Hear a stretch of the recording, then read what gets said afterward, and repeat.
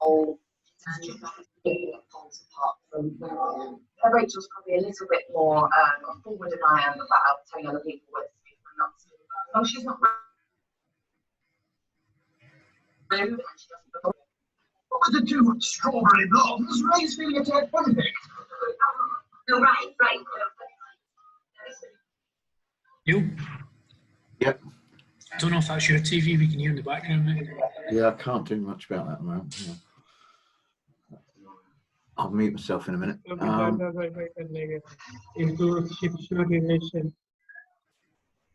Middle.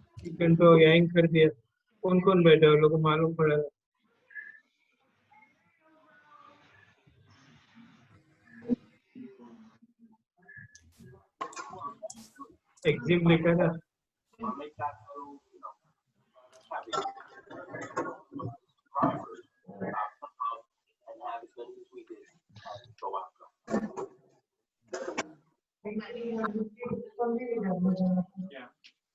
Does indeed have a farm. If liberty is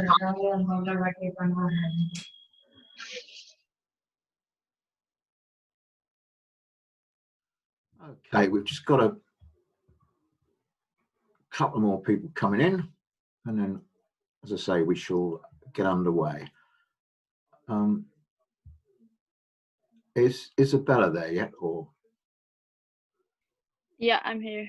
Oh, yeah. there you are. Sorry, I've got screens flashing at me all over the place here. I'll just give it a minute, and then we should get underway here. I'll have a little brief introduction, Isabella, then I'll let you carry on, and then I'll come in later on. And Dan, as per the screen, after Isabella, we'll introduce you and Foresters. And as I say, again, there's chat available throughout for anybody who wants to put any questions up or make any comments. We'll open up questions after each presentation as well, so you know, feel free to ask questions after each presenter's finished. So again, just get rid of that. We've got a poll running as well, which we'd like you to participate in, if you'd be so kind. It's private and confidential to us, so nobody else gets any information on it. Just on what you think of the event, what your current status is with regarding capital raising and such like. So if you can complete that, I'll start that in a minute. It's not on yet, but I'll get that underway. Sorry, just a minute. So say, yeah, the schedule is as on the screen. For anybody who doesn't know me, my name's Neil Davis. I'm the founder of Exponential Events. We hold basically capital raising events, or have done in the city. We're now virtual for basically startup companies looking to raise capital. I'll send all this information out to everybody via the file on the chat later on, so you've got all that.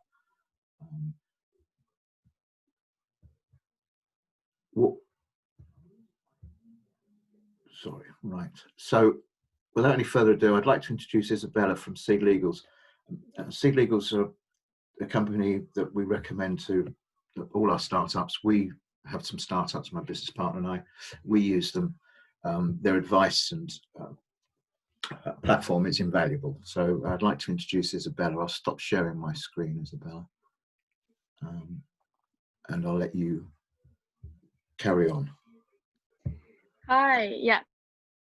So for everyone, just to make sure they are in the right place, essentially what I'm going to cover is everything to do with getting investment ready and getting funded, which in itself is quite a large topic, right? And particularly in these times, I think more paramount than ever. And before I share my screen, basically the run through of what we're going to talk about is essentially like, what are the basics that investors are looking for, which I don't think are going to be that revelatory, but very much essential to go through again. And then the next bit is, what are the kind of things that people miss that stop them from being best in class, essentially.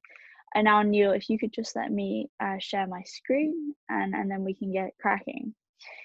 But while Neil allows me to share my screen, and here we go.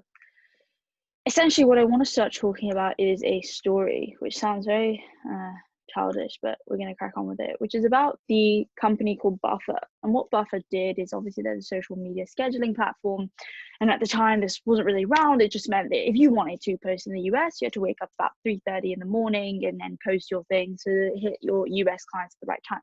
So they came in and they thought, well, that's mental, isn't it? And they got some traction very early on. An investor came to them and said, I'll give you 100 grand for 30%. And they thought, this is great. We can pay for advertising, and we can hire this person, and we can do all of these things. And then very quickly, and there were two founders, a techie and then a business guy. The techie was like, but I don't even know if people want what I'm building. Like, no, we don't want to take on this money. And so what they did, and they did something very simple but incredibly effective, which is applicable right now, is they created a landing page, just kind of like the homepage to your website, or a type form, or whatever you want to call it. And they said, well, this is what we're doing. If you like what we're doing, sign up, put your email here. And then people would get an email saying, actually, you've called us a bit too early, but stay tuned, to come. And loads of people signed up. And then they introduced a second landing page, which is a pricing page, basically saying, this is what we do you like what we're doing, would you like to pay for it? And people did. So what they did is they generated revenue without actually having built the product. And so they built the product. And I guess what I'm trying to tease out of this is validation. So time and time again, founders come up with this idea. They say, well, it's a great idea, give me 50 grand so I can create it. And they don't actually validate, which I know sounds really typical, but how many people have you spoken to? Have you sent out type forms? Have you spoken to industry experts? Have you looked at every side of the business? So not just the problem you're tackling, but everything surrounding that, all the other players. Because you don't need to have the physical product or the technical product to actually be able to prove that it's something that people, one, need, right? It's not just a cool thing that you think is really cool, but nobody else cares. And that two, people will invest in. So that's rule number one, is companies that previously would have raised investment with an idea and no proof of concept whatsoever will no longer be raising. And it's not just because of lockdown, to be honest. Loads of investment is happening during lockdown. It's just because that's how it is. And it's not hard to prove your concept. You have so many tools. You have WordPress, you have Webflow, you have Squarespace, you have Typeform, you have LinkedIn polls, you have social media. For example, a very successful water bottle, like clean water company, didn't spend it all on the water bottles and just created an Instagram page and put loads of like nice pictures of fruit and the water bottle and the water and people drinking the water. It's all very nice, and they gain loads and loads and loads of customers. And then the customers would be sent to the page and say, sign up if you want a free water bottle. And when they launched, right, they had like 10,000 or 15,000 people in their mailing list without the product. So validation, before we even talk about investment validation, why are you the exception to the norm, right? So if you have validated your product, your next kind of thing is, okay, I'm raising, but what does raising mean? Yeah, I just want to get money and grow the business. But no, like, your company, particularly if anybody at an early stage or even at your second round, obviously you should know that your company is worth much more than its first funding round, is it not? Let's say you give on average 30%. Your first round, like Buffer, let's say they did the 30% for 100 grand. And then the next round, they did another 30%. Okay, you've raised like what, under $1 million? And you have given away 60% of your company. Either you never raise again because you don't have enough stake in the game, you're at 40%, and your co-founder, probably you split it between you two, you're at 20% each, or less than that, to be honest. and you don't have enough equity for larger players to invest in you. You just don't have enough. So we were thinking, well, that's a problem. How do we help first-time founders or second-time founders in that journey? We looked at the data. So we work with over 14,000 founders. We've raised much above £200 million worth of investment to these companies. We were running for 3 years. We have a lot of data. And what we were seeing is successful founders were raising on average whatever amount, raising on average 1 to 2 times a year. So that kind of every 6 to 12 months, and giving away 15% equity in total, not per investor. So what does that mean? So you go through round 1, you give away 15%, fine. You go through round 2, you maybe give, between 10 to 15%, fine. You go through round 3, maybe give another 15%, even if each time you go and give 15% away, which you don't have to, you can give less. You've only given away 45% of your company, 3 rounds. And that puts you in a great position to enter your Series A type position, speak to VCs, look freaking intelligent, because you haven't done that classic kind of thing where it's like, I just need the money, I don't care, I'll do anything. So yeah. Now, kind of building on that, now, okay, the data says I shouldn't really be giving away more than 15%, right? That's the data. And I need 50 grand or 100 grand to get to like January. What the hell is my valuation? Funny fact, you don't really need much more than those 2 numbers. You want to raise 100 grand, you want to give away 15%. Your pre-money valuation is along the lines of 600 and 650 grand, maybe a little bit more. Your post-money valuation, so with the money that the investors have given you, is about 750 grand, boom. Now, yeah, that seems like a small valuation. I think the typical startup valuation will be like $1 million, but the point is like you can't really set an arts and science valuation until you have played around with some money. And at this stage, my guess is you've only bootstrapped. So you don't really make financial predictions that make sense. And you will go on about this. If your financial predictions make no sense whatsoever, your investor's just thinking, what the hell is this? That you've never even raised investment before. Whereas, however, so setting that kind of, well, this is the amount of money we need because we need to hire this person, pay for our website domain, pay for our staff subscription, pay for an office space, maybe not at the moment, and then this is the amount of equity, that you're giving away. It just makes a lot more sense. And then when that money comes in and you start playing around with it, then you can make some accurate financial predictions saying, okay, we spent this much on marketing, this was the returns, this is why we're going to invest this much, we hired this person, these were the gains we're going to, and it makes sense. So that's some data for you. It's not so much an opinion, but just be very careful when you are raising that you're not like, oh my God, it's locked down, any money will do, I'll give you my company. No, it doesn't make any sense. It's not a matter of like, oh, keeping your equity as a founder. It's a matter of you making your company uninvestable, because if you do that, no investor will basically invest in you after that. So we've got over my kind of rant about really preliminary thinking about if you've got past those stages and you're confident, what do you need in place for an investor to just look at his checklist and then actually look into the business. Now, the first thing, which is really important at the moment, is SEIS and EIS Advanced Assurance. So if you don't know what that is, the only thing I want you to take away from this workshop, literally the only thing, apart from the 15% giving away equity, is your SEIS and EIS Advanced Assurance. So in 1992, HMRC was like, we need to funnel investment in startups. So what they did, they introduced a huge tax break for angel investors, which makes London or the UK generally such a great place to raise because nowhere else does this exist. Hence why 90% of all early stage investment is funneled through SEIS and EIS Advanced Assurance. So basically what I'm saying is if you don't have it, you will not raise. So it's quite simple. What it is you can take up to 150 grand worth of SEIS investment, where those investors that have contributed to that 150 grand get a 50% tax break.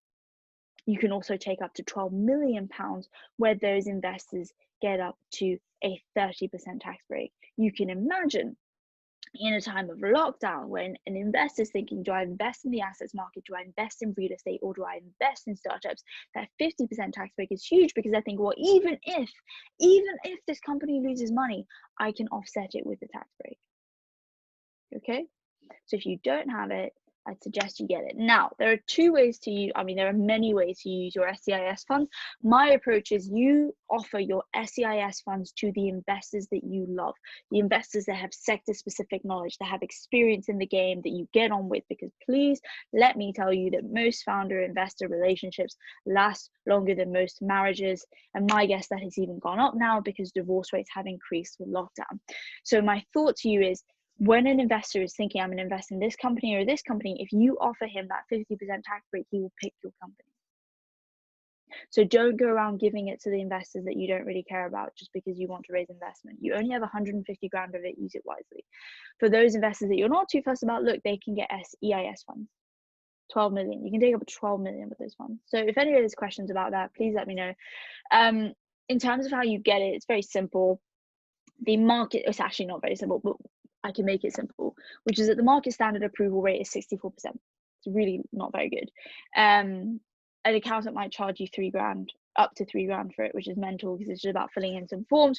At SEIS Legals, we thought, well, that's mental. It is mental. How do we automate this? So we did. We now sit at a 98% approval rate. We get you approved within 3 to 5 working days, the standard being 4 weeks. And it's all for a one-off flat fee of what, like £250, just because that's the amount we needed to get to not lose money on this. So if anybody is in a rush to raise, this is not a sales pitch. This is me being super honest. I would really suggest you either do it yourself or come through us. I really wouldn't waste, £3,000 on an accountant to do it, considering the approval rates are not that high. If you still are quite tight on money, you do want to do it yourself, I have loads of resources that can help you through that process. But please don't get it wrong, because HMRC doesn't really like reviewing applications. You get it wrong, they're like, well, tough luck. Cool. This is not meant to be depressing. I'm just trying to be honest with you as to what the market really looks like. Now, the next part is obviously valuation. We've talked about that. You will be aware, because when lockdown hit and valuations dropped, we are seeing a recovery in the markets. Just to be very, very clear, 75% of all rounds when lockdown hit went through, 75% when this pandemic hit properly. Good numbers, to be honest. And then all that money was still there. It's just about going to the right places to find it. But if your valuation did get hit, it's okay. You can rectify kind of giving away more equity in your options pool later down the line when things stabilize. But, funding is really returned to normal from what we're seeing. So honestly, like, anybody who's sitting there saying, oh, it's so hard, like there's just no investment, it's not true. Maybe you're not looking in the right places, or maybe your business model isn't where it needs to be at the moment. The next part of that is IP assignment. So intellectual property is incredibly important. Now, the reason being is that you might hire like a third-party web agency, right?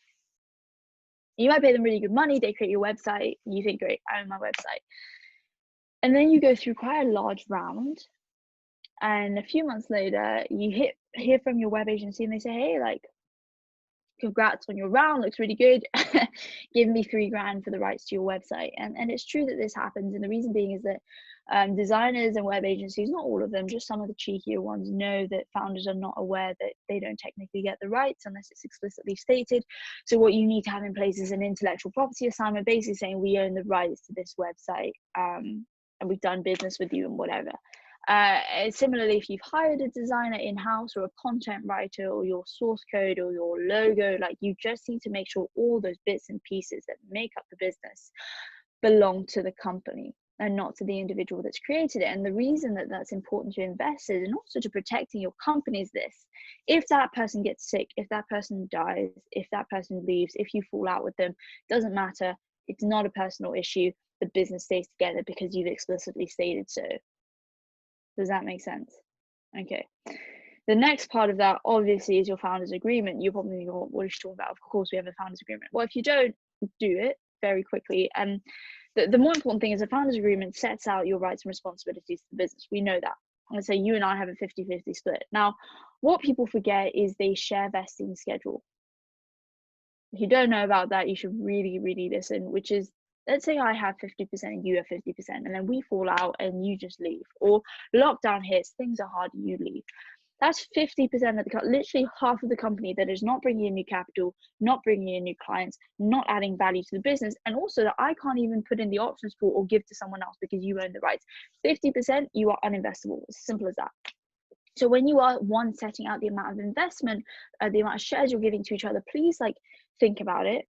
Like if one of you is part-time and one of you is full-time, or one of you just had a baby, or one of just be realistic as to how much you can commit to the business, because people do fall out over these things. And funnily enough, like founders agreements, once they're signed, are very hard to change until you actually go through a round. And then things do change naturally because you pass new documents. So if you go to an investor like arguing about the fact that like, oh, like we're not getting on and he's not putting in the work, well, you're just not going to raise investment. Now, the part that I wanted to focus on is a share vesting schedule that mitigates that risk. So share vesting schedule is, yes, I get 50% and you get 50%, but if we leave before the specified amount of time, that being, I don't know, the average is about 3 years, right?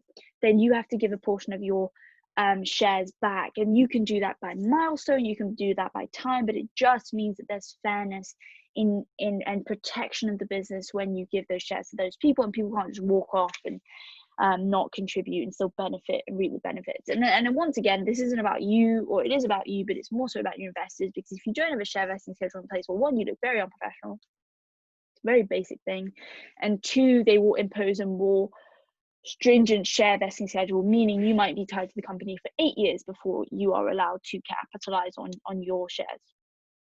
Cool. Okay, now the last bit on the basics is very much you have to have the correct filings. Okay, so let's say you've done the share vesting, you've done the documents. If you've not updated that at Companies House, it can be an incredibly expensive mistake, because let's say you've done super well, you've got investors, you've got your documents, great, and then I go onto Companies House and I say, mate, you haven't allotted the shares to me. And let's say it's fine, we'll do it this week, you do it that week. Huge tax liability. HMRC is not stupid. Like, yes, maybe you haven't raised, but you have a valuation to your business, you have investors lined up, you gift me those shares in that time period, I could have a huge tax liability on them. Also, it looks incredibly unprofessional. It's a last minute job and your investors won't be very impressed. Do the admin now, particularly in time of lockdown, just get it done. It really, there's no loss there.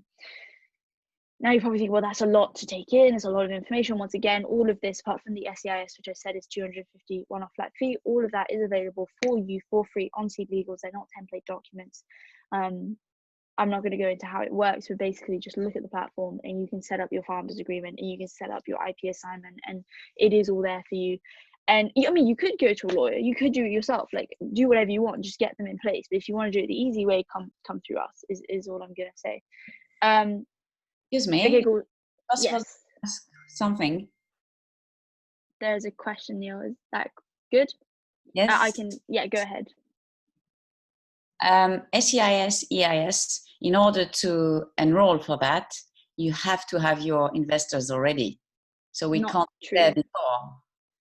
So that's actually not true, but it's a misconception everybody falls into, which is they say you need to have a prospective investor, right? Now the focus on that is prospective. It's something that HMRC put in to lower the amount of companies that were getting SEIS and EIS advanced assurance because they basically thought there was too many. What that means is you have to have a prospective investor. So as long as you have someone who claims to be investing, I think it is up to 30% of the SEIS amount, they don't actually have to invest. So as long as it's not like you, your brother, your mother, like your director or anybody that's part of the company, don't create someone, but you can assign someone who actually might not actually invest in the business as the person to put in, and HMRC never calls that person and never really checks it. It's just a loophole that they put in to slow down the amount of applications that were coming through. So yeah, it is very much a chicken and egg. However, Like, if we have someone,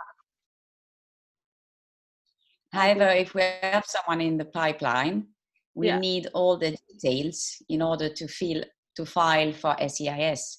And in order to have all the details, they will only give that to us if we are going further. Yeah, well, there are, as I said, like I'm actually gonna I'm gonna link an article which explains how to do that, because it's not necessarily true. Like we have experts on it, they can explain to you in more detail, but that person doesn't necessarily have to be an investor. Like you could put in the name of a friend. There are better ways of doing that, and it's one of the loopholes we've got through, but never ever has it been an issue that someone doesn't have an investor in the line. Like we do have ways of getting around that. So I wouldn't hold up on that too much. Once I finish this, I'll link an article which explains exactly how that process happens. But it is very much a legal loophole more than anything else, of which I can expand on later with an article that explains it much better than I do. Does that make sense? Yeah, it does. But yeah, okay. Thank you anyhow. No worries. That is something that a lot of people do get hung up on, which is, yeah, it's very simple, but it was very much put there for the purpose of just slowing down the amount of applications that were coming through. I'm actually going to link the article now so I don't forget, but kind of building on that, like, it is important to have all of those things in place and have your correct filings set up in the right way to not fall into those loopholes. Now, the next bit that we are kind of going to talk about is the things that do make you best in class as a company that's going to be invested in. So we're talking about stuff like momentum and traction. So we talked about validation, right? And we thought you need to validate your product before you can raise. Now, traction is a very different thing. Validating yourself is like saying, well, we have a problem and we fix the problem, and that's great. But a lot of companies fix problems. If you look at crowd sharing transport, right? You have Uber, you have Lyft, you have Bolt. They're all solving the same problem. Now, what differentiates them is the traction. And the traction is not just revenue. It's not just the amount of money you're producing. It's how many users do you have, you know, how many partners do you have? If you're B2B, how many businesses do you have in your company, right? And that is where it's incredibly important to be able to know what metrics your investors will be looking for, right? And showing that. So if you have company A and company B, and company A has, I don't know, 20K revenue and 5% to 10% growth a month, and then company B has much less revenue but has like 20% growth a month, your investor will be investing in company B. Now, the specific point to that is something that's incredibly impressive is companies that are able to continue or increase their growth in a time of crisis, not just lockdown, but also financial crisis and so on and so forth. Now, that's where it's really important to be the best in class. Now, what does that mean is you need to be solving a problem, but you need to be solving it better than anyone else. And you probably think, okay, well, thanks for that. That's really helpful. But what I mean is there are definitely sectors that are sexy and not sexy at the moment. Med tech, really sexy. Logistics, very sexy. Mindfulness and health tech, incredibly sexy, right? There has been more investment into home gym apps and therapy apps than ever before. Not so sexy that was a few years ago is fintech, retail, travel, optimization, and so on and so forth. But it doesn't matter because all of them are still raising investment. You just need to prove that you are the best in class in that sector. And how do you do that? It's not about being this crazy like genius founder, although I'm sure you all are. It's about the basics. So when lockdown hit, did you get your burn rate under control? The amount of money you are spending each month, either on your office lease, on your SaaS subscriptions, on employees who maybe could have gone on furlough, did you cut that to extend your runway and to give yourself more time to fundraise? If you waited too long and you haven't done that, your investors, either prospective or current, will not be very impressed, because it's not about having a crisis and saying, well, this is really tough, like, what are we going to do? It's about being really quick and doing the basics, which is, okay, lockdown is it, we don't know what's going to happen, we're not going to re-strategize our product line now, but let's do the basics, let's cut our burn rate and let's extend our runway. And if you speak to an investor now and say, hey, like, you know, obviously this is a tough time for us, but this is the stuff we did, that in itself is like, okay, this guy kind of has some sense in him, or this woman. Now, the next part of that is typically like solo founders are at a disadvantage because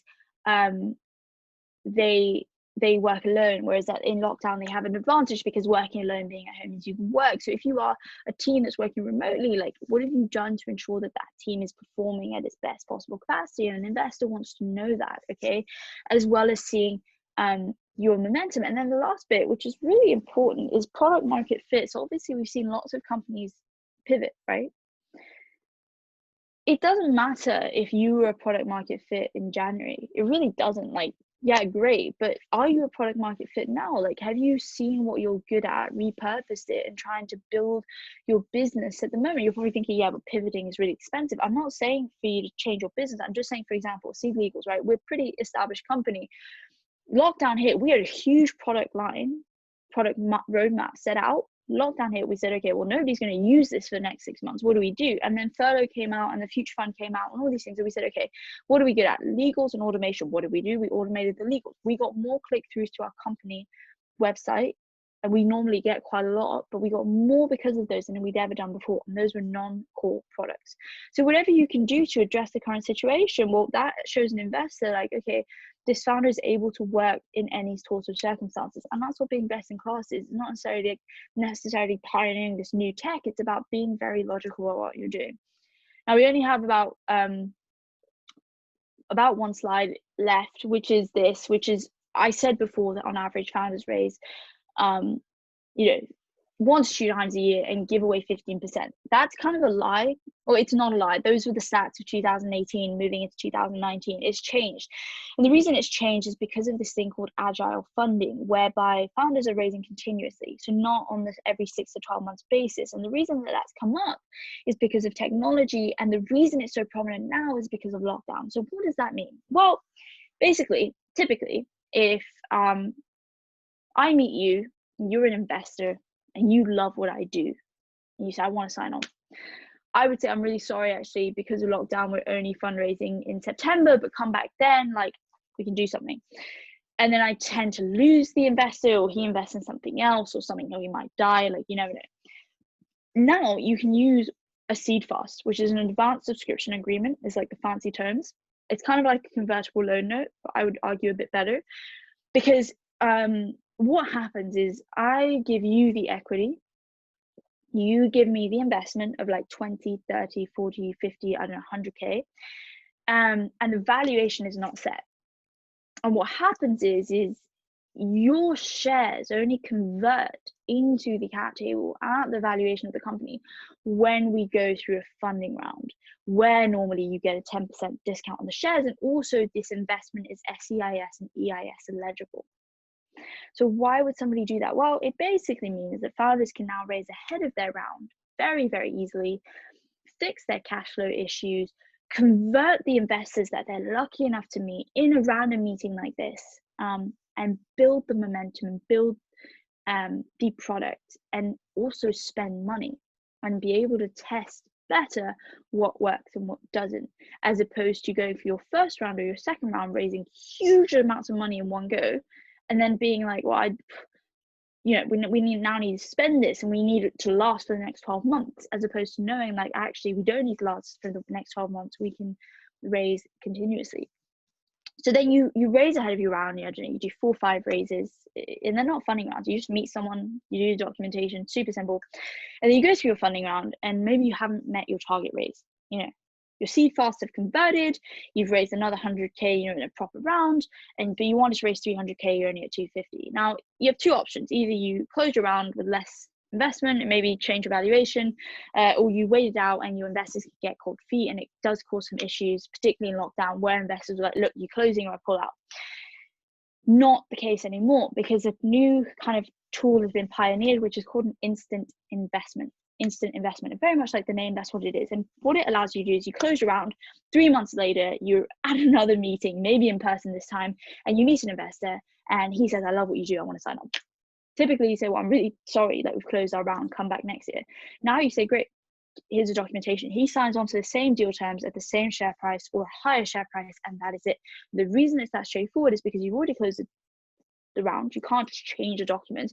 You can't really downgrade the valuation because you're downvaluing all your other investors. And also the reason he's so happy to sign on is because, well, you've already raised investment, right? Like, you've already got validation that he's lucky to be signing on at this point. Now, to give you context of how that's changed is, on average, founders are raising 4 times as much a year, and per round giving away half the amount of equity. The market has shifted, and at SEIS Legals, what we're seeing is funding rounds really not that prominent anymore. Agile funding, continuous funding is hugely taken off, and that's because people are not meeting 10s and 20 investors a week because it's hard. So you need to be aware of that you don't need to raise once and that's it. The market doesn't work like that anymore. To be aware. Then in terms of the investors on the market, and Neil, I know I'm a bit over time because I will end it here. It's like angels are still there. You need to find sector specific angels. And the best way to do that is LinkedIn is incredible. If you have even just 2,000 connections and 1% of them get back to you, that's still quite a few more people that knew about your product or will talk about your product than before. What we tend to advise people to do, and that does work, yeah, sure, it's a 1 in a million conversion rate, but it doesn't matter, is you send out really short message, in my case, legal tech company looking to change how companies fundraise, have SEIS and EIS advanced assurance, incredibly important part, looking to raise however much. And then from that, you might get feedback, you might get criticism, you might get knowledge of competitors, and you might raise some investment, which a lot of companies have in the past. Now, a good way to target that, also, the reason I say send it to everyone is because often angel investors are people you know, but you didn't actually know And then another approach, which a founder spoke to me recently, because I've been conducting a lot of interviews, is they just were looking on LinkedIn, angel investor, this is my sector, this is my job description, and it's a lot easier to convert angels when they know what you're talking about. In terms of the VCs on the market, look, traditional VCs operating on a 7-year basis, they don't have the time to wait out Corona, they have money they need to deploy, and they are deploying it. So I forget the name of the one I was thinking of, but there are a lot of VCs that have a lot of capital to deploy. If you're looking for a raise of over 500K, I would look at those. And then in terms of the other VCs that are backed more by family offices and evergreen funds, they're not investing because they are taking a wait and see approach. They don't really have any time pressure at the moment. So those are kind of the players on the table. Founder intros to either VCs or angels is incredibly effective because there's a trust relationship there. Cold emails do not work, not really. So that's that. The last sentence I will say is when you're speaking to investors, have 2 pitch decks ready. One basic one about this is us, this is what we do, blah, blah, blah. And one more in-depth one about the financial predictions and the revenue models and everything. And the reason that you need that distinction is because some VCs pretend they want to invest in you and actually are just scoping you out and then invest in your competitor. So if you tell them everything, well, it's a bit stupid, to be honest. And so that's why you send them the first deck first, and then once there's a real conversation about confidentiality and whatever, you can send them the second deck. And similarly, if I'm an investor and I want to invest in you and you send me everything in the first go, all I'm thinking is, well, who else have you sent this to, right? That's it. Like, there's obviously so much more you can touch upon. I think this was mainly just to give you an overview of really the little basics you have to have in place. And then I'm happy to go through questions, and I'm going to find that article for the lady. I'm sorry, I didn't see your name, but that asked the question about prospective investors and how to get around that without actually getting the details from an investor. So yeah, Neil, over to you. Isabella, thanks very much. I see there's a couple of questions in the chat. I don't know if you want to go back and just cover those first. And then anybody else who wants to, anybody else who wants to ask any questions, either just wait till after this or put it in the chat, and we'll get them covered now. Yeah, so the minimum about, I mean, I think Neil can also answer this, but in terms of the question of the minimum amount of equity that you need to give away for funding, there is no minimum. You know, if you go to an investor and say you can have 0.001%, like, but there is no minimum amount. It's very much to you. As long as you kind of don't go above 50, okay, these are stats. I do data. I don't really do opinions. I'm very young. Like, I'm not going to say I've exited for business by the time I'm however old. I know the industry. I've been in the industry, but they're stats. So if you were in lockdown and you maybe gave a little bit more than 15%, between 50 and 20, fine, it's okay. It just means that in your next round, just be aware that you're going to have to fundraise again. So if you then in your next round are able to give 5% or 10%, great. So there is no minimum amount. You just need to give an amount that makes sense. Obviously, if you're starting to give 30%, I would question that a little bit, because I'd say, okay, are you never going to raise again, or how good is this investor?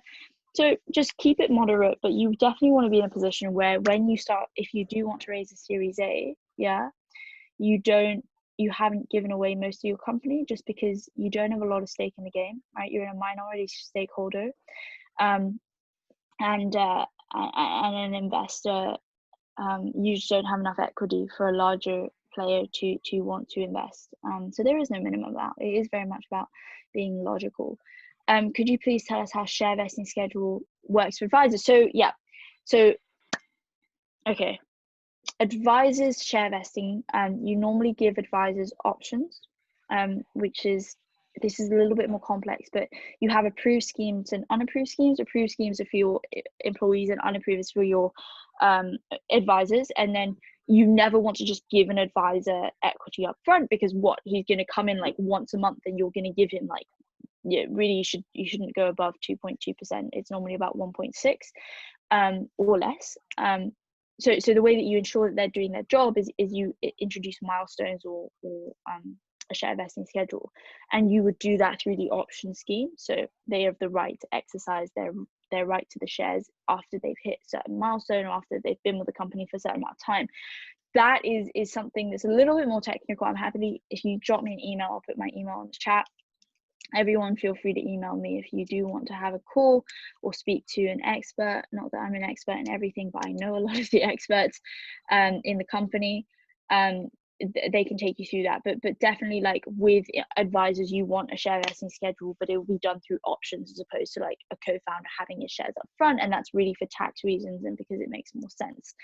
I hope that helps. But if you go on to see legals, we have an advisor agreement section. I can't explain it. Basically, you sign up and then you go to quick agreements, which is on the bar on the left. You literally do it now in 2 seconds, and it will say advisor agreements, and then it will introduce the different kind of share vesting schedules that you can put in place there.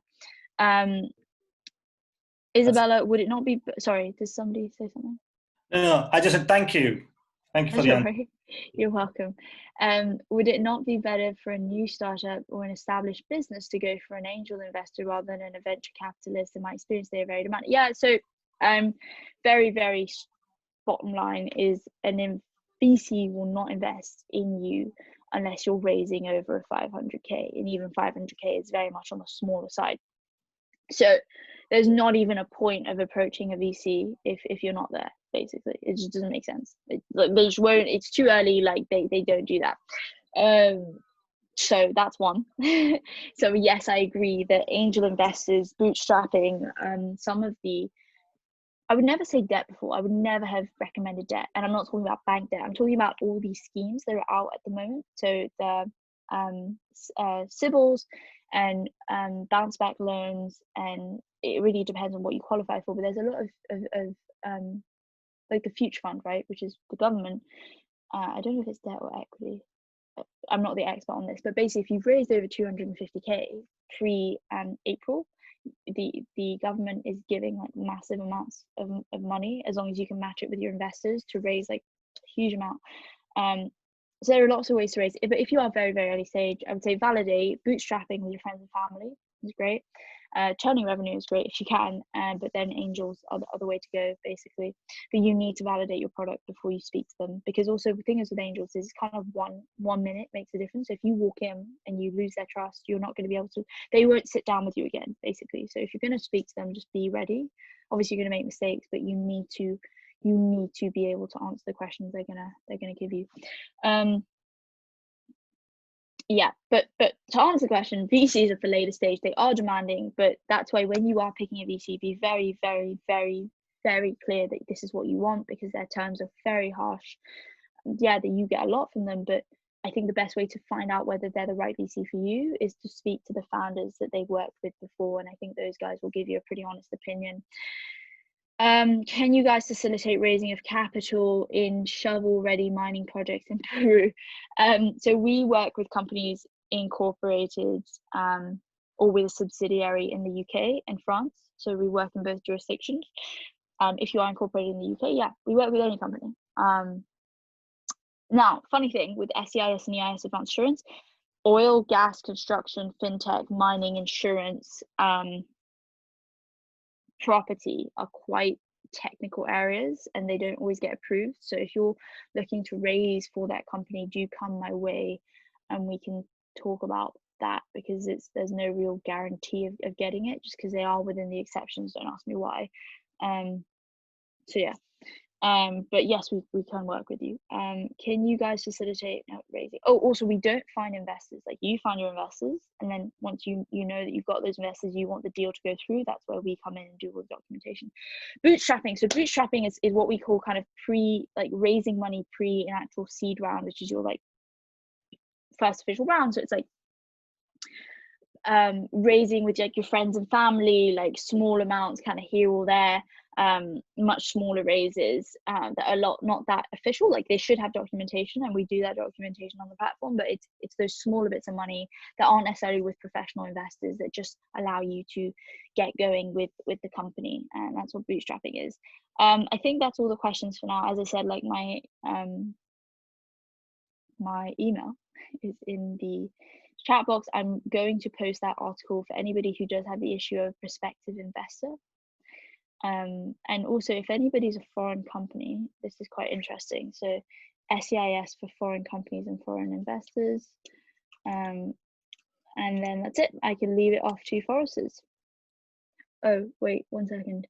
You mentioned a point of raising 250k before April. Oh, right. So the future fund, basically, if you've raised 250k before April, you can be eligible for the future fund scheme, which is a huge pot of money the government has introduced to allow companies that are at that stage to raise again with their investors and basically have a big pot of money to go forward.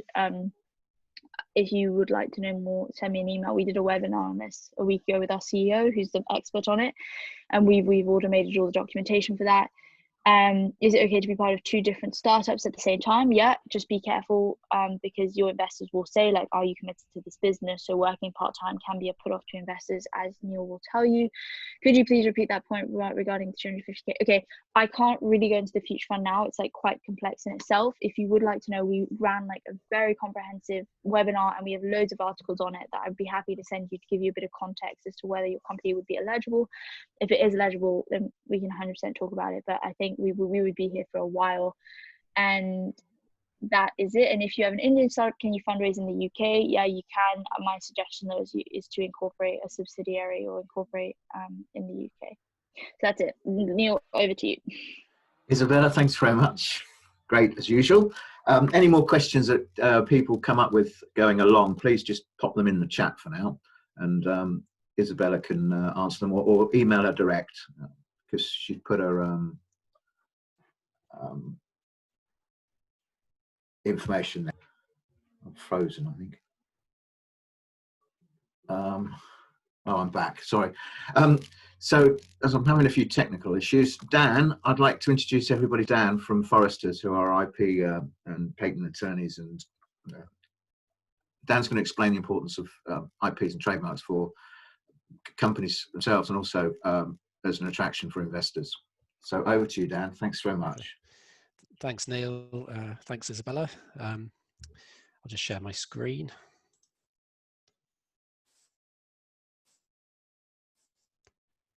Okay, hopefully you can see my slides and hear me. Yeah, my name's Dan Rusby-Gale. I'm from Foresters. We're going to talk to you about how to make your IP investment ready. Sorry, let's just. So I'll be looking at the main forms of IP, and the 3 main ones that I'll be talking about today are patents, trademarks, and designs. These are all rights in themselves, and as Isabella mentioned, it's really important that you tie up the ownership of these rights really from day one, so that that they will vest with the company. So it's probably best if we look at some case studies, starting off with trademarks. Now, a trademark, you can register your mark that you're using to protect your brand. This can be your company name, product name, slogans, and the logo, your company logo. And it's important, and this is particularly the case when you're choosing the name for your company. It's best to choose a name that's distinctive and that's not descriptive of the goods or services that you're operating in. This will maximize the chance of you being able to register the trademark and get protection for your brand. And the good thing about registered trademarks is that they last indefinitely as long as you pay the renewal fees, usually every 10 years. So that's all I'm going to say on trademarks. Now, second form of IP is registered designs. And a registered design can protect the appearance of the whole or part of a product. It's a pretty low bar to getting your designs registered. The design must just be new and have individual character. You get up to 25 years protection for your design if you renew it every 5 years. And it's pretty broad, the scope on what you can register. So we've got examples here: packaging, products, parts of products, complex products, and also logos, icons, parts of your website, graphical user interfaces, that kind of thing. And this is a separate form of IP to trademarks. So you could, if you wanted to, register your logo as a trademark and also as a design. Moving on to patents. Now, the patent system is a first to file system. So it's really important that you get an early filing date, which is your flag in the sand from which your protection will run. And a patent is a deal that you do with the government. In return for telling the world how you're doing what you're doing, you get up to 20 years of monopoly on your invention, as long as you renew your patent every year by paying a renewal fee. And the bar to getting patent protection is quite high. There's various hurdles you need to meet and jump over. So for the invention must be novel in the sense that it's not known already. And also the invention must be inventive in the sense that it's not an obvious combination of what's gone before. And also the invention mustn't be excluded from patentability. There's various exclusions such as methods of treatment, mathematical methods, computer programs, that kind of thing. So the patent process runs roughly like this. You file your initial priority application to get your filing date. And we usually recommend filing first in the UK because the official fees are relatively cheap. And you get a quick search back from the patent office within 3 to 4 months. This search report will give you a good indication of what's out there and whether you're likely to get a patent and what the scope of that patent would be. Then, assuming the search results look good, you can then go forward with seeking international patent protection in other countries, and you will need a patent in every single country where you want protection. And the way to do this is to file your international or foreign applications within 12 months of your initial filing. And those foreign and international applications are then backdated to your original UK filing date. So you've got around 12 months to decide on where you want to file and to raise the funds to make those filings. So at the 12-month mark, for startups, the usual route would be to file first in the UK because it's cheap, and then file an international or PCT patent application at the 12-month mark. And the international application effectively buys you another 18 months to keep the door open for applying for patent protection in almost every country around the world.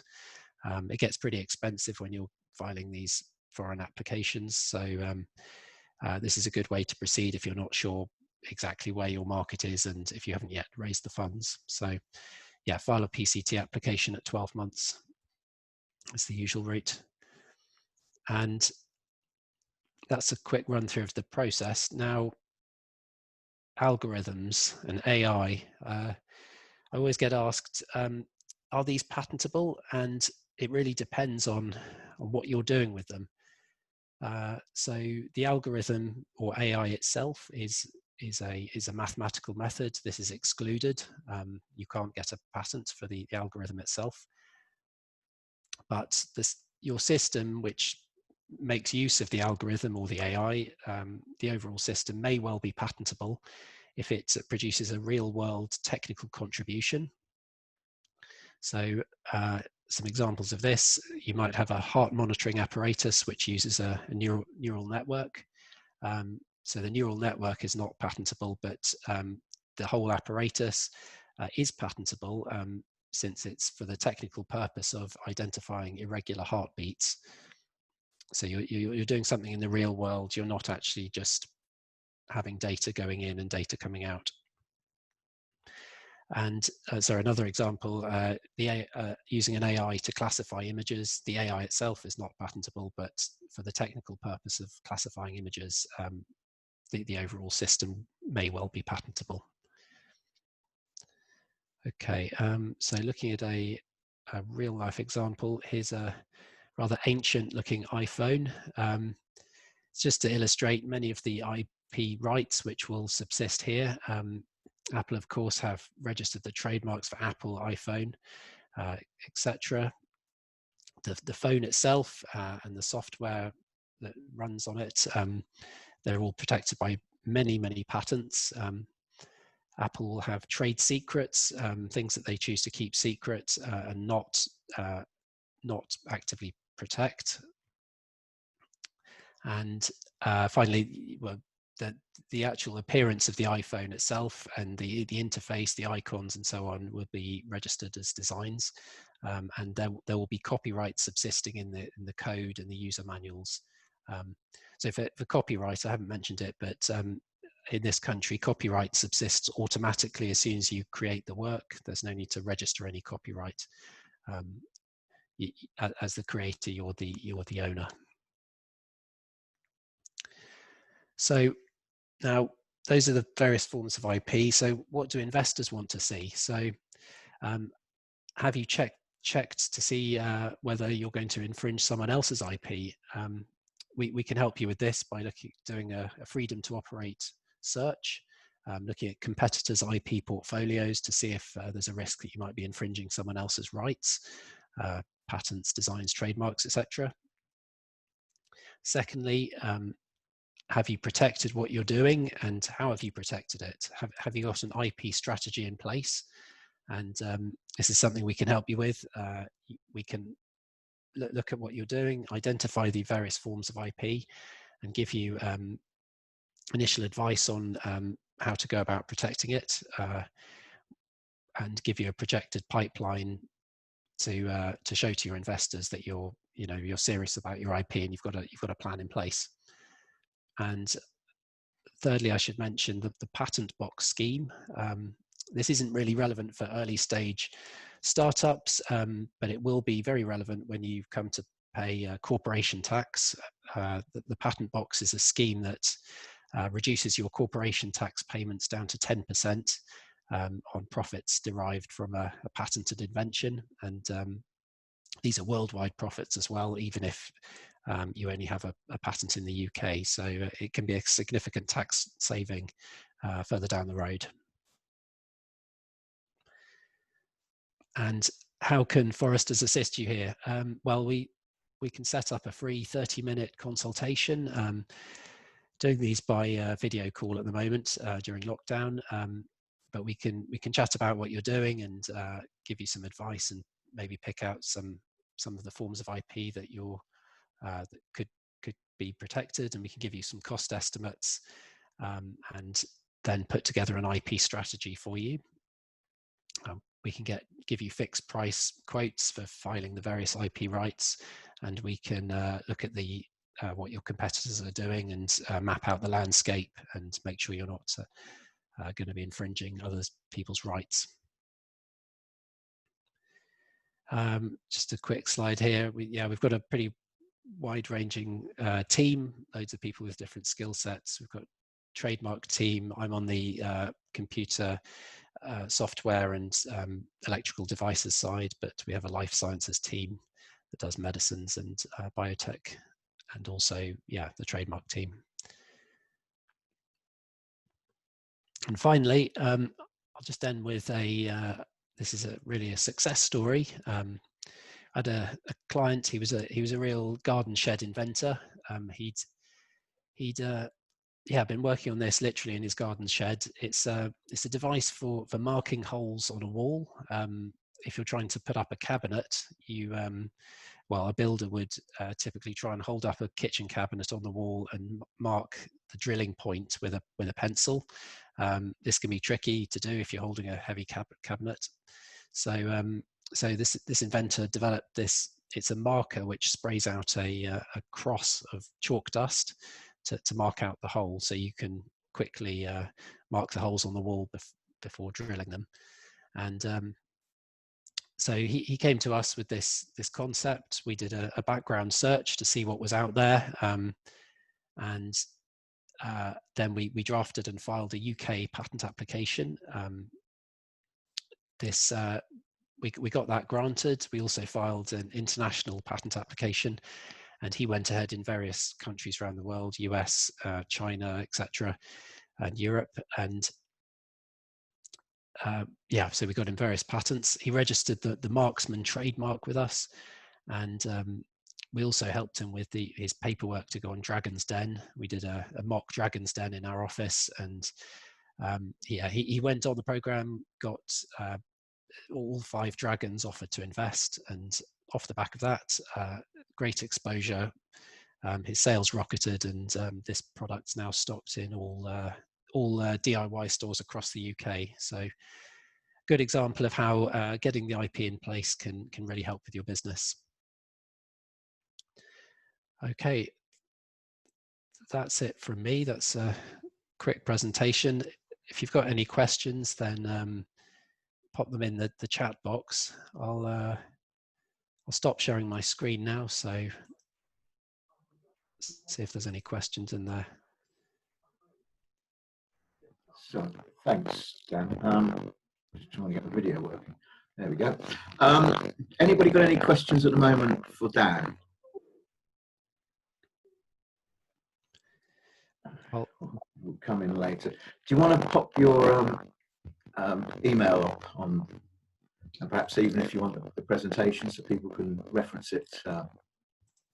Yeah, sure. I'll put my email address in there in the chat box now. So yeah, anyone that wants any further advice or wants to set up a 30-minute consultation, then do get in touch, and I'll happy to do that. That's great. Well, we'll carry on, Dan, and then obviously if anything else comes in, we'll come back to it as we go along. Yeah. Thanks, Neil. Yeah, thanks very much indeed. Right, back to me. I'm just looking at the poll and the interesting figures that are coming out, and I'm going to start with SEIS because, as Isabella mentioned earlier, this is absolutely vital if you're raising capital in the UK. I'll cover one other point in a second on that, but we've got a 50-50 split on who's already on the SIG Legals platform, who's not. We've got 82% of people who've completed the poll are currently capital raising, and 95% of them, or 95% of people, don't have any SEIS or EIS approval. As Isabella mentioned earlier, basically 90% of funding rounds done in the UK have this, so it's going to be extremely difficult, if not near impossible at the moment, to raise capital if you haven't got that. Having said that, through events now which are all virtual and actually gone global, rather than us just holding an event in the City of London, where obviously only the locals can come, we've now got investors on our platform, which I'll come on to later, and also contacting us from abroad. My business partner's based in Dubai. My background's Asia as well, so my contacts are in Singapore, Hong Kong, Thailand, and Kuala Lumpur. These investors are still looking for investment opportunities globally.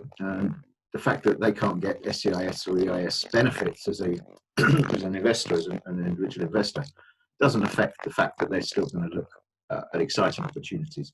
So I'll just make that as a point that is interesting. But if you are looking to attract investors in the UK, then the SEIS EIS route is absolutely vital, and I can't comment enough on how great seed legals are. We use them for our own companies that we invest in or that come to us, and make sure that everything's in place before we'll then take them to one of our capital raising events so they can pitch to potential investors. Let me just share my screen.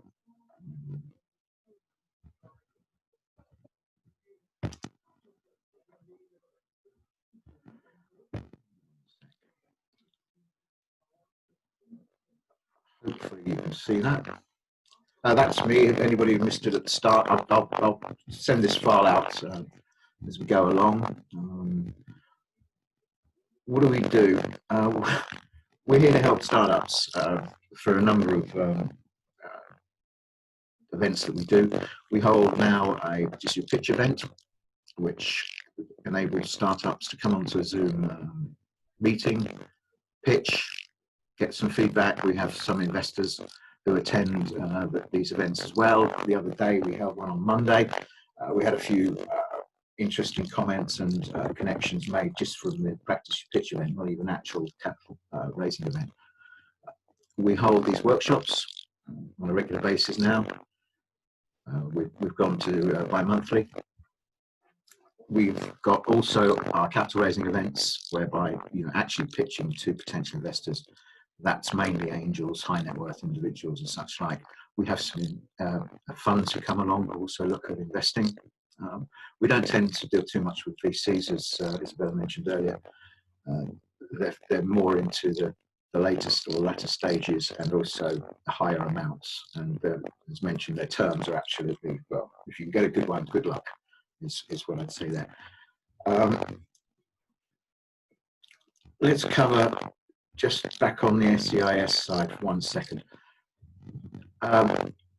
As a founder, the more you can educate yourself, the better. And one of the things you must know about is the benefits that you can offer having SEIS approval. I'll again share this slide later. There's a number of reasons for this. One is obviously the benefits to the investor itself as far as various tax advantages and such like. But also on the downside, just at the bottom here, you can see that if guys made a 10,000 or investors made a 10,000 investment in a company that fails, their stop loss as such at the bottom is 2,750 quid. It's a huge incentive for investing into startups. So it's absolutely vital that you as a founder will get your head around this as a thing. Let's go back to validation. Sorry, just 1 second.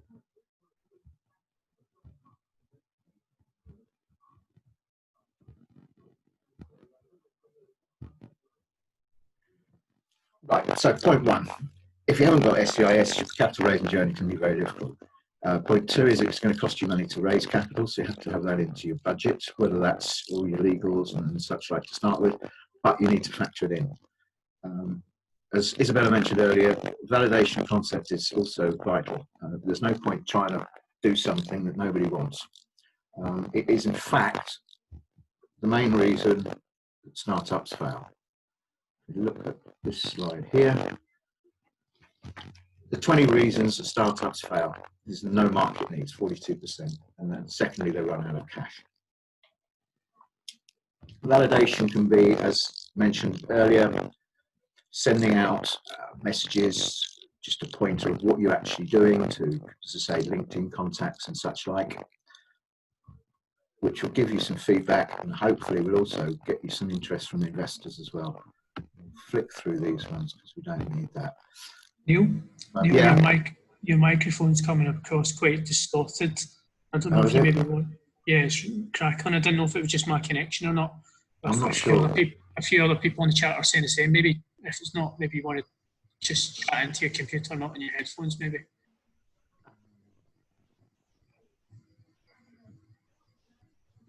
Let me see. Is that any better or not? No. No. No? Hang on. Is that better? No. Oh. Okay. Have you got any other devices close by that might be causing interference? Mobile phone. So let me try again. I'll plug it back in. That's it. Oh, Is it? that's it. You've got it. Okay, Whatever great. you done, don't move. I'm not going anywhere. Right. What we do is we help companies raise money. That's basically what we do through our events. We're not such an events company. My background's private equity. My business partner who just heard from there, much the same. He has a private equity fund of his own as well. So once you've got all your legals in place and you've validated your concept, then you can start, obviously, on your capital raising journey. If you haven't got your SEIS, and I'll harp on about this, don't start. That's the best 250 quid you're ever going to spend. What you need, as was mentioned before, if you've got trademarks that are applicable, great, because some investors will only invest in IP concepts that they like as well. I'm leaving key man insurance out for the moment. Right, full business plan. You've got to have a full business plan. Again, one of the reasons companies falter and fail is that projections aren't, it's not a 12-month plan or 24. It should maybe run into a 5-year plan of what you're doing, and your financial predictions and projections should be in that business plan. Now, as far as having and sending out pitch decks and pitching at events that we do, a one-page teaser is a great idea. This is more or less we are doing this. This is what we're attracted to do. Blah blah blah. It's a 2-3 sentence document that can also be used as the teaser to send out as an email. Then you need a short pitch deck. Now, I see so many decks that are 32 pages long and everything else. Now, that's perhaps a long deck, and that's okay. But to start with, once you've got some interest and you're sending something out, both as a deck and also as a pitch, you want to be able to do something within about 3 to 5 minutes that people can read. Various research shows that investors will spend 3 minutes or so looking at a pitch deck. So if it's any longer than that, they're not going to spend time on it. So you really just want to be concise and explain what you're doing, why you're doing it, what problems and solutions you're doing, how you're doing it, or how you're going to do it, who you are, what you're actually asking for, and what you're actually offering the investors.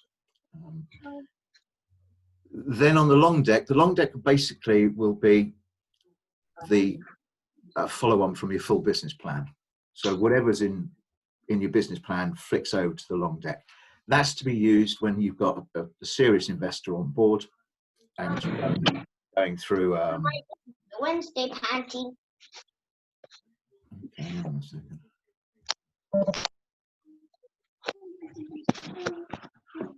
Don't talk still. No.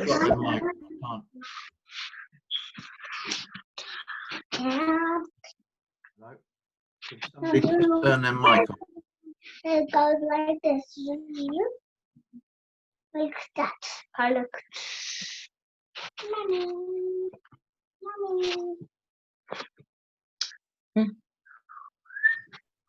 Stop. It's Angie, Neil. Angie, could you put your microphone on mute, please?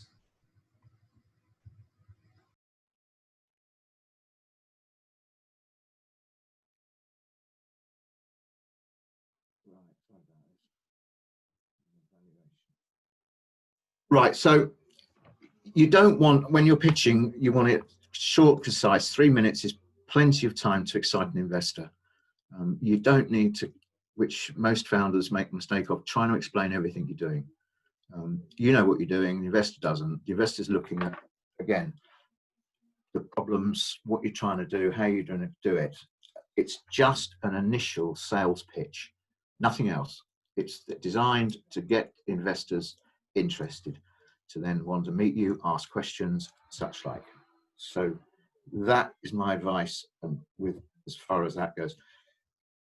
The question we're always asked, obviously, is how do you raise capital? How do you meet investors? First of all, you've got to have everything in place. There's no point going off half-cocked. Sometimes you're only going to get one chance to make a first impression, and if you don't make it right, forget it. It's not going to happen. I would say, back onto the pitch side of things, one idea, and I call it a sales pitch, which is what it is. If you're not a salesman or a salesperson, then find somebody who is and get them to write it. Yeah, or at least look over it and comment on the content of the deck.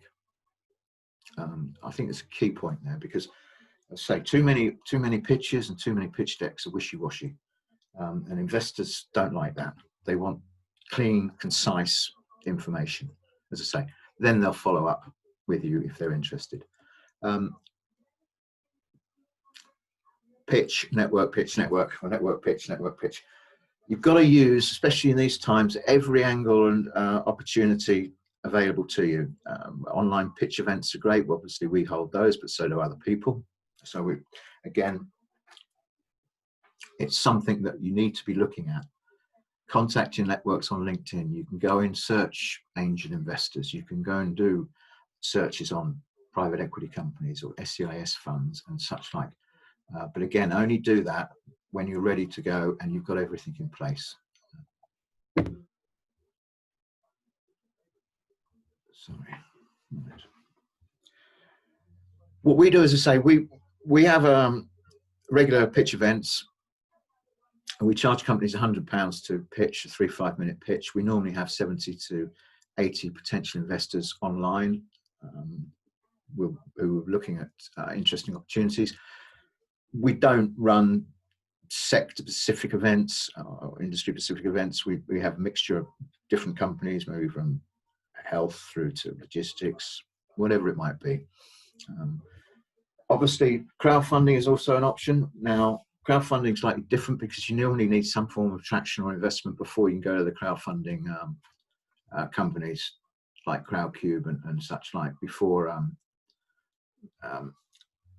they'll take you on. Sometimes it's 50% of what you're trying to raise, sometimes it's 70%. We're here to help you get to that stage if necessary. We run our own exponential investment platform, which was set up, funny enough, in January. Well, it was January, and we launched it in February at our last actual event, physical event, with a view of putting together the investors that we've gathered over the years and we know through our networks in touch, and put them in touch with the startup companies looking to raise capital. So we have that. It's a closed-end platform. It's invite only. Happy to share some more information with that as we go on. All the details are on our website, so apply, send me a message on there to request to be listed. We'll only list companies that are in a position to raise, and that comes back to the points earlier, where absolutely applicable, SEIS, all your documents, number of people we get to speak to is, and I'll come back to what Isabella mentioned earlier, I'm raising 150 grand. Okay, great. What's your current shareholding? Well, I've got 1 share. Well, you ain't going to be raising 150 grand because you can't sell a percentage of a share. So you've got to get all these things in place. And again, I encourage everybody to use the resources that are available to them. We can help in certain circumstances whereby we're going to, through the practice pitch workshops and such like, whereby we can give you pointers of what we think should be in there, shouldn't be in there when you actually pitch at one of our events. We can help you write a 1-page teaser, taking out the key information from your deck, because we're here. We want you to raise money. We'll normally charge some form of success fee on capital raise through our introductions, and again, I'll cover that with individuals who are interested in doing that. Platforms just there. On our website, you'll find some networking ideas and help. We have a Exponential Angels group, which is exactly what it says it does. Puts angels in touch with potential founders. We have a startups group where startups can come on, ask questions and such like. We've got a meetup group for startups that you might want to join. Again, keep informed of all the events we're doing.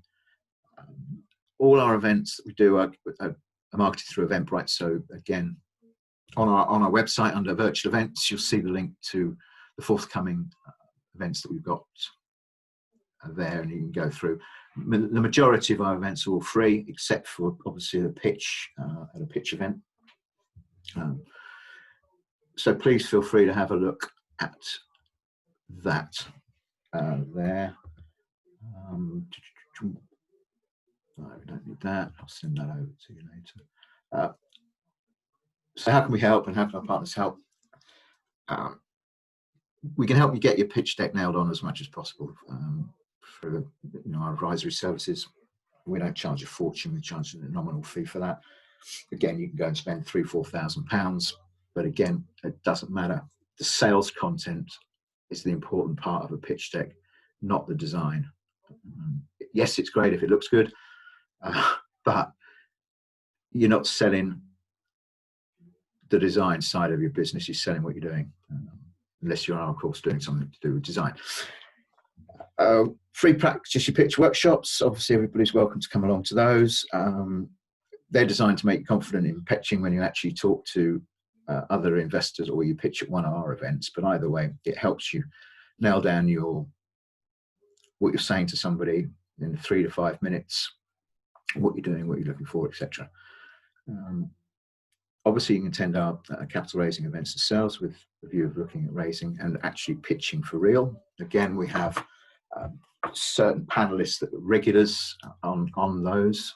Again, looking at a vast variety of different industries.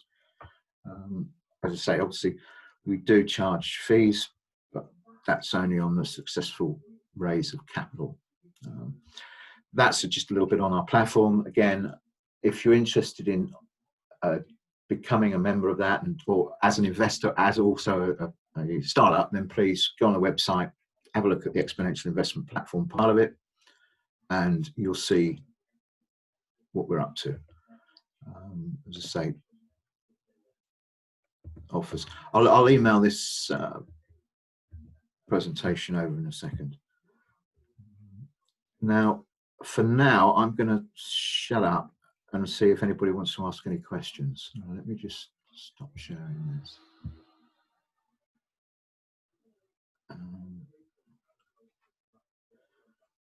Right. Does anybody have any questions at the moment? Question for Dan.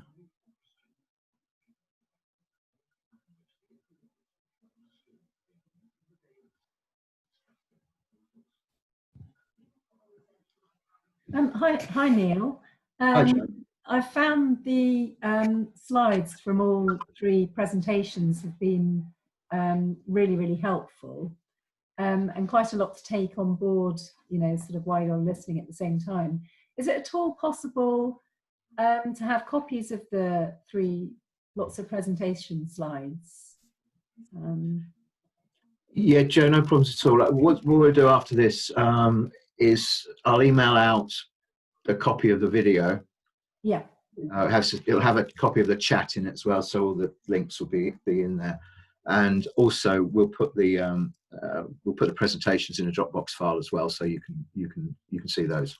Oh, that's really kind. Appreciate that. Thank you. Yeah, no, that's no problems at all. Hi, Neil. Yeah. Hi, yeah, just one question, please, if you don't mind. Regards to the EIS and SEIS, does it apply to any industry, or, for example, food manufacturing, or just technology, or how does it work? No, it doesn't, is a simple answer. It doesn't apply to all industries. I think Isabella mentioned a couple of them earlier.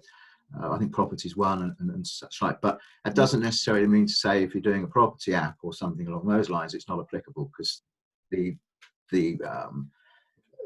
spin can be more on the app or whatever it might be, rather than just the industry.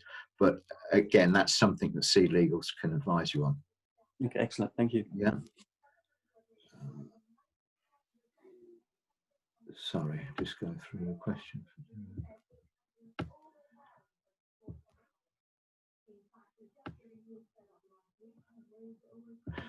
Dan, there's a question for you there. I don't know if you want to cover that, if you're there. Yeah, I think I answered that in the comments. Oh, okay, great.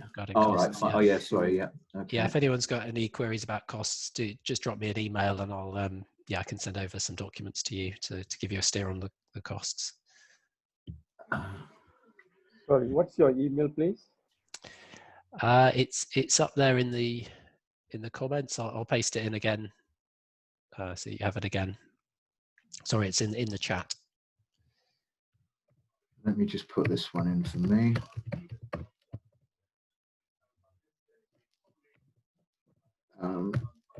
Sorry, there's a. Do you help companies in Singapore raise funds? In a nutshell, yes. We are a global capital raising company. So if you'd like to drop me a line, there's my email. I'll be happy to have a chat with you. Yeah, sure. Yeah. Yeah. 7 hours difference. Yeah, no. I used to live in Singapore. Okay. Yeah, I know it quite well. I'm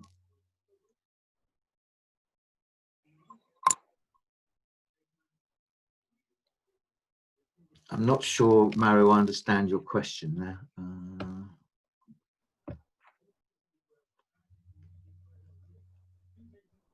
Not sure about that, sorry. Let me just send this one over. I can attempt to shortly explain it per audio if you want. Yes, so just give me 1 second now.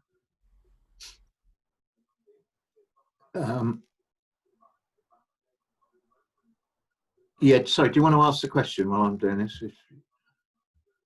Yes, Mara? so in this particular case, we met people who can work together with us. They're also a business, a much more established business. So not your investors in a classical form. And we want to collaborate, but we don't know how to best do it in order to protect each other's interests at best and hedge our risks at best. So one form we're thinking about is maybe getting to each other's capital. So we're a startup and they're a much more established business, but we want to do business together, to collaborate, to get into the market together as a common product. So we're thinking about forms or possible forms to do this. Yeah, I think that's something you've really got to discuss between yourselves and the other potential investor, of how you want to play that.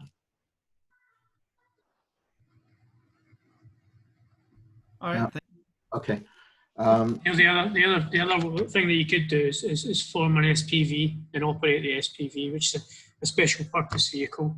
You could operate the SPV together rather than those guys taking equity in your business or vice versa, and then it keeps you two autonomous and you can operate effectively.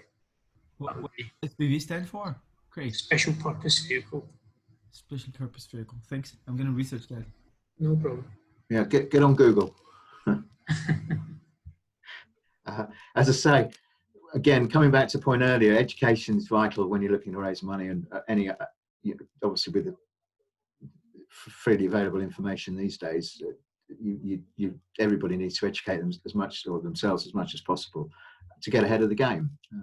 You might be talking to a potential investor who might not understand SEIS. You can say to them, look, if you invest in my company, if this happens, you don't have to pay tax here, you don't have to do this. If the worst case happens, and you invest £10,000 and the company does unfortunately go bust or doesn't succeed, your bottom line of loss is £2,750 out of your 10 grand. So, are you talking to investors and people then with not that knowledge behind you? It makes them think, God, these people know what they're talking about. So I just say, sorry, Angie, hi. Are investors on your platform primarily invest in UK companies or more global? No, the focus is on UK companies initially because that's the deal flow that we have. As I mentioned before, my background's in Asia. We've held, again, just before all the craziness happened, we held an event in Kuala Lumpur back in November for Malaysian companies, Malaysian startups and Malaysian investors. And we've got, we held an event also in November in Bangkok. The purpose of those is to, and the purpose of the platform is to make it a global investment platform. So we might have a Singaporean investor investing in a UK company, we might have a UK investor investing in a Singapore company, and so on and so forth. So that's why we've set up the platform. We didn't foresee what was going to happen. As I say, it was set up in January when officially launched at our last event in the Brand Exchange at the end of Feb. But last year alone, we had over 2,000 investors attend our events in the city. So we thought, great, we've got a good database of interested investors who have invested in companies, who are still looking at investing. You know, we'll put it to a system where we've got a platform, companies can come on, upload the details, investors can be invited to view the deal, to then interact further on the platform with investors. And obviously in today's climate, that's the way going forward as well. It opens up the world through virtual capital raising events and also investment platform to cross over borders. And that's where we're at now, and that's what we're doing. And we don't see that changing, or at least not for a long, long time. And I think even then, the capital raising process for founders and startups or early stage companies, and even up towards IPOs and listings, is going to be a hybrid version of virtual pitching and investment events, as well as, when things start to get back to some sort of normality, actual physical events as well. But our view is that the world's changed, attitudes have changed. Investors are still investing, but you don't need to meet them. You can meet them online virtually. So as much information you've got in one place at one time is ideal, and that's what we've developed. So I hope that answers your question, Angie. I've put a file up there today on which just got some ideas and interesting points and bits and pieces on there. It's got all our contact details. If anybody out there is interested in pitching our next event, we've got one next week. We also, during this time, have started to work with what I suppose people could look at as our competition. Other events companies doing events for startups. We're working closely with some of those now to promote, you know, their events, us to promote their events, them to promote ours, and crossover referencing with startups and investment opportunities. So that's what we're doing as well. Any more people got any more questions? One new message, shall we?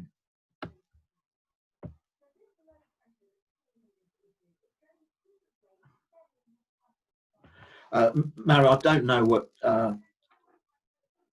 offhand what resources are out there. Again, just Google it. You'll find that information readily available, I'm sure.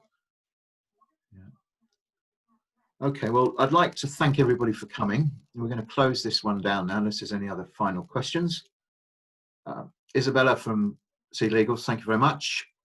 Look forward to seeing you again next week. Also, Dan from Foresters, again, thank you. Pleasure again.